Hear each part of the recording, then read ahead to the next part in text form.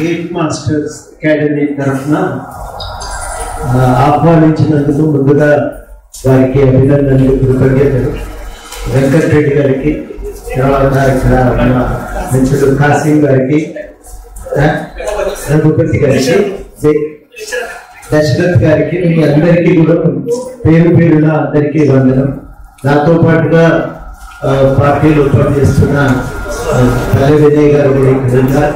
అదేవిధంగా రంగారెడ్డి గారు, కేవీ రంగారెడ్డి గారు, వారికి కూడా ఈ సందర్భంగా వందనాలు తెలియజేస్తూ, మీరు చాలా మంది AEE అసిస్టెంట్ ఎగ్జిక్యూటివ్ ఇంజనీర్ వివిధ శాఖల్లో మీరు పోస్టులు సెలెక్ట్ అయినందుకు మిమ్మల్ని ముందుగా అందరికీ కూడా శుభాకాంక్షలు. చాలా మంది దాదాపు 509 మంది అంతే కదా, 509 మంది మీరు ఈ సంస్థలో కోచింగ్ తీసుకొని ఇక్కడ ఉన్న ఈ యువ శిక్షకుల ద్వారా కావలసిన శిక్షణ పొంది సెలెక్ట్ అయినందుకు వారికి కూడా ఈ సందర్భంగా శుభాకాంక్షలు. వారు కూడా చాలా సంతోషంగా రాబట్టారు. నాకు నిన్న వచ్చి మీటింగ్కు రమ్మని ఆహ్వానించినప్పుడు సంతోషం. ఎందుకంటే మరి వయసులో వాళ్ళు కూడా నిలదొక్కగలగటం వాళ్ళకు సంతోషం. సెలెక్ట్ అయినందుకు మీ అందరికీ కూడా సంతోషంగా ఉంది. ఇన్స్టిట్యూట్ పేరు రాణిస్తున్నందుకు అందరికీ కూడా సంతోషంగా ఉన్న ఈ సందర్భం, ఈ శుభ సమయం కనీసం దీవెనలు తెలియజేయటానికైనా రావాల్సిందేనని ఒక ఆలోచనతో ఇక్కడికి రావటం జరిగింది. పరీక్షలు సెలెక్ట్ కావటం అంత మామూలు విషయమే కాదు. ఎంతమందిలో రాస్తుంటారు పరీక్ష, అంతమందిలో మీరు మాత్రమే సెలెక్ట్ అయి ఒక ర్యాంకు సాధించి ఉద్యోగం పొందటం అనేది ఒక గొప్ప విశేషం. నేనేమనుకున్నా అంటే ఇంజనీరింగ్ అంటే అందరూ సాఫ్ట్వేర్కే పోతారు, గవర్నమెంట్ ఉద్యోగాలకు రారేమో అనుకున్నాను. కానీ ఈ సంవత్సర కాలంగా నాకు అర్థమైన విషయం ఏంటంటే సాఫ్ట్వేర్ ఉద్యోగం కన్నా ప్రభుత్వ ఉద్యోగమే మిన్న అని భావించే వాళ్ళు చాలా మంది ఉన్నారు. ఎందుకు అంటే ఒకటి జాబ్ సెక్యూరిటీ ఉంటుంది, రెండు గౌరవప్రదమైన స్థానమే. అక్కడ మీరు పనిచేస్తే ఇక్కడ చేతి కింద మీ జీవితం ఉంటుంది, కొనసాగుతుంటుంది. ఇక్కడ కూడా మీకు తప్పనిసరిగా ప్రభుత్వ శాఖ అన్నాక ఆ ప్రభుత్వ శాఖలో అధినేతలు ఉంటారు, వాళ్ళు చెప్పినట్టు వినవలసి ఉంటుంది. అయినప్పటికీ కూడా కొంత స్వతంత్రత, కొంత ఆత్మస్థైర్యంతో మీరు కొంత రాష్ట్ర అభివృద్ధికి దోహదపడగలిగే అవకాశం కలుగుతుంది. ఆ అవకాశం పొందడం కోసం మీరు చాలా మంది ఈ పరీక్ష రాసి సెలెక్ట్ అయ్యారు. ఈ పరీక్ష రాయటానికి మరి పోటీ పడ్డారు. తర్వాత మామూలుగా మీ సబ్జెక్టు మాత్రమే కాదు, కొంచెం అదనంగా సబ్జెక్ట్స్ కూడా, ఎకనామిక్స్ అవి కూడా కొంత నేర్చుకోవాల్సి ఉంటుంది.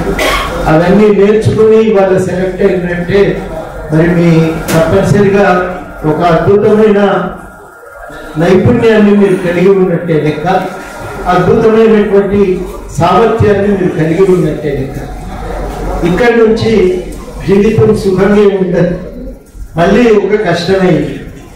కానీ ఈ ప్రయాణంలో ఒకే ఒక లాభం ఏంటంటే మీరు మీ నైపుణ్యాన్ని ప్రదర్శించడానికి, సమాజ అభివృద్ధి దోహదపడటానికి ఇప్పటి నుంచి మీకు ఒక అవకాశం. ఒక్క మాట చెప్పి నేను ముగిస్తాను. మీ అందరూ కూడా ఈ ఉద్యోగాల్లోకి ప్రవేశించిన తర్వాత ఒక చిన్న సందేశం నా తరఫు నుంచి. రాష్ట్ర ప్రజలు మీ వైపు ఆశగా ఎదురు చూస్తుంటారు. ఈ మధ్యన మనం చూస్తా ఉన్నాం, చాలా సార్లు చాలా శాఖల్లో ఎంక్వైరీ జరుగుతూ ఉన్నాయి. ఇది చెయ్యొచ్చునా లేదా అని ఒక మీమాంస, ఎక్కడ తప్పు జరిగిందని ఒక చర్చ జరుగుతూ ఉంది. అది కాళేశ్వరం విషయంలో కానీ లేకపోతే చెరువుల్లో నిర్మాణాల విషయంలో కానీ ఒక చర్చ సాగుతాయి. మీరు గుర్తుపెట్టుకోవాల్సిన విషయం ఏంటంటే మీరు నాయకులకు సేవ చేస్తలేరు, మీరు ప్రజలకు సేవ చేస్తున్నారు. రెండవది చాలా ముఖ్యం, ప్రజాస్వామ్యంలో అధినేత వ్యక్తి కాదు, చట్టమే అధినేత. మీరు చట్టానికి లోబడి మీరు నడుచుకోకపోతే ఎప్పటికైనా చిక్కుల్లో పడతారు. చాలా మంది అధికారులు ఏమనుకుంటారు, మనం ఇంకా ఈ అధికారులు చెప్పినట్టు చేస్తే మనకు ప్రమోషన్ దొరుకుతుంది, గౌరవంగా జీవించవచ్చు, డిపార్ట్మెంట్లో మనల్ని అడిగే వాళ్ళే ఉండరు అనుకుంటారు. కానీ అది అట్లా ఉండదు, జీవితం అట్లా ఉండదు. చాలా గొప్ప గొప్ప ఆఫీసర్ల పేర్లు నేను చెప్పదలుచుకోలేదు, కానీ వాళ్ళందరూ కూడా ఏం చేసిందంటే చట్టాన్ని కాదని, రూల్స్ కాదని ఇష్టానుసారంగా అధికారులు చెప్పిన పనులు చేసింది.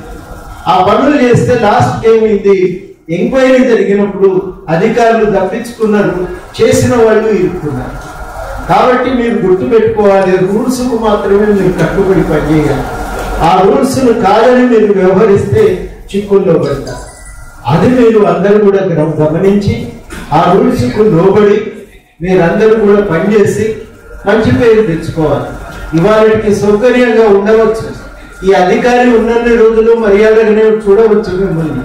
కానీ ఆయన దిగిపోయిన తర్వాత ఎంక్వైరీలు జరిగితే ఈ డిజైన్ ఎవరు చేసింది, సరిగ్గా పరీక్ష జరిపినరా లేదా డిజైన్ చేసే ముందు అని ప్రశ్నలన్నీ తలెత్తుతాయి. ఆ తలెత్తినప్పుడు నేను పై ఆఫీసర్ చెప్పిన మాట ప్రకారం చేసిన అంటే ఎవరు ఒప్పుకోరు. రూల్స్ ప్రకారం నువ్వు ఇట్లా చేసి ఉండాల్సింది కదా అని అడుగుతారు. అప్పుడు ఆ సమయంలో మీరందరూ కూడా ఇబ్బందుల్లో ఎరుగాటంలో పడేటువంటి అవకాశం ఉంది. మనం కాళేశ్వరం ఎంక్వైరీ విషయంలో రోజు చూస్తూనే ఉన్నాం. ఇప్పుడు మొత్తంగా చెరువుల కింద కబ్జా చేసి ఇల్లు కట్టినటువంటి వాళ్ళు నాకు అనుమతులు ఉన్నాయి కదా అని అంటున్నారు. అనుమతులు చూపిస్తున్నారు, కానీ గవర్నమెంట్ ఏమంటుందంటే అనుమతులు ఇచ్చిన వాళ్ళ మీద కూడా కేసు పెడతామని, వాళ్ళ మీద కూడా కేసు పెడతామని. మనం ముందే కనుక జాగ్రత్త పడితే మనం ఇట్లాంటి ఉచ్చులో పడే అవకాశం అనేది ఉండదు. జీవితంలో అంతిమంగా మనల్ని శాసించేది రూల్స్, యాక్ట్స్, కాన్స్టిట్యూషన్, అవి మాత్రమే మనల్ని శాసిస్తాయి. వాటికి లోబడి ఉండటమే ఉన్నతమైనటువంటి పని. ఒక్కొక్కసారి ఇబ్బంది కలగవచ్చు. నా మిత్రుడు ఒక ఆయన వాళ్ళు లేడు, కోవిడ్ వచ్చి చనిపోయాడు, చీఫ్ ఇంజనీర్గా పనిచేసి రూరల్ వాటర్ సప్లై డిపార్ట్మెంట్ లో స్కీమ్స్ ను డిజైన్ చేయమన్నారు. ఆయన స్కీమ్స్ డిజైన్ చేయమంటే ఆయన అన్నాడు, ఈ పద్ధతిలో హడావిడిగా డిజైన్ చేస్తే తప్పులు పోతే నేను చేయలేదు అన్నాడు. నేను ట్రాన్స్ఫర్ చేయవలసి వస్తుంది అన్న. నేను ట్రాన్స్ఫర్ అయినా సిద్ధంగాని తప్పుడు పని నేను చేయను అన్నా. అంచె నిష్ఠూరం కంటే ఆది నిష్ఠూరం మేలు సార్, అందుకని నేను తప్పించుకున్నాను. ఇవాళ స్కీమ్ లో లోపాలు కనబడుతున్నాయి, కానీ వాళ్ళు సుఖంగా ఈ కేసులో ఇరకలేదు. వాళ్ళు తప్పించుకోగలిగారు. కానీ గవర్నమెంట్ ఆదేశాల మేరకు ఏది అడిగితే అది రాసిచ్చినటువంటి వాళ్ళందరూ కూడా ఇవాళ ఇబ్బందుల్లో పడుతున్నారు. ఇట్లాంటి సమస్యలు ఉంటాయి. అందుకని గుర్తుపెట్టుకోండి, అంతిమంగా మన మీద పెత్తనం చేసేది చట్టమే. ఆ చట్టాన్ని కాదని మనం ఎవరికి కూడా వ్యవహరించడానికి వీల్లేదు. ఆ జాగ్రత్తలు మీరందరూ కూడా పాటించాలని, గుర్తించాలని, తక్షణ ప్రయోజనాలను చూసి తక్షణ ఆకర్షణలకు గురై మనం ఇటువంటి ఉచ్చులో ఇరుక్కోకూడదని చెప్పి మీ అందరికీ కూడా నా మాటగా ఒక చిన్న సూచన చేస్తూ ఈ అవకాశం ఇచ్చిన మీ అందరికీ పేరు పేరు నా కృతజ్ఞతలతో సెలవు.